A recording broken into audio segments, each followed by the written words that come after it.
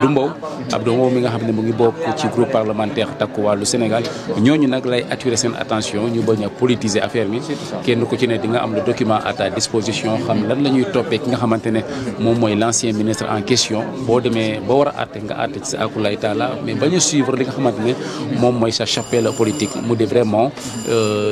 intervention bu am solo interpellation la sax laay wax loo xamante ne am na solo ci jamono ji ñu nekk voilà mbokk ñu bàyyi leen ngeen suivre ki nga xamante ne moom mooy El Malick Ndiaye dellu si na après quelques 15 minutes quand même de suspension ñu war a déglu ki nga xamante ne moom mooy l'honorable député Cheikh Thioro Mbacké mi nga xamante ne moom moo war a jël kaddu justement ngir ñu mën a wëyal li nga xamante ne moom mooy la séance plénière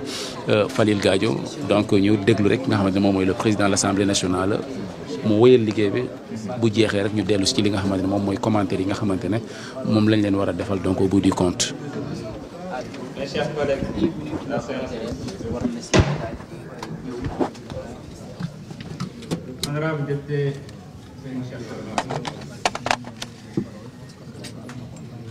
honorable Bakary Diédhiou se prépare. La parole est à l'honorable député. La parole est à l'honorable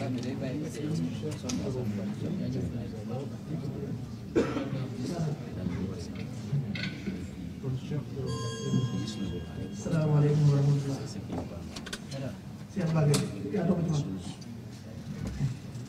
man maa ngi nuyu ñu teew ñëpp di jiital di nuyu président seen matin la ci département ñu monsieur le président Abbas Fall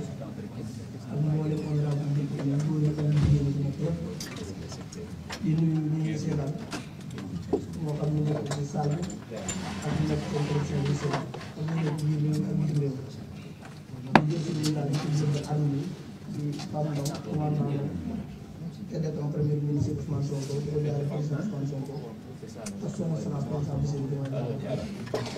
di ko jaaree mboolem Sénégal yëpp suñu borom yërëm seen xarit ak yéen gën a kaw di ko honorable di gis na bari dana suñu dund jàmbur moom pour que mën a yàgg léegi kon jàpp naa ne olof jaay doon nag li ñëpp xam moo tax dañ ko gàttal lii projet de campagne la ñun ñoo campagne woon bu ñu gañee di leen yaral àll Sénégal fii kon ba leen suñu si dem dégg naa nag sama naataango député yéen ñu taxaw ci ñun président Macky Sall moo tegoon rapport bi pentem waaye dañuy xamal ne Sénégal yi ne rapport bi président Macky Sall def ko ci coobare Macky Sall moom def rapport ci Mansour Faye ku xam Macky Sall dafa mel ci Mansour Faye def rapport bi épinglé bi rapport bi kese ñoo ko sant mu def ko ndax financement yi nga xamante ni Sénégal war na ko def